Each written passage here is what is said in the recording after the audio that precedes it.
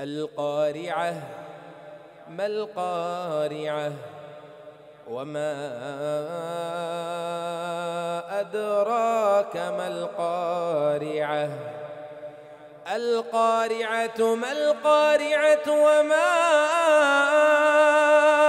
أدراك ما القارعة يوم يكون الناس كالفراش المبثوث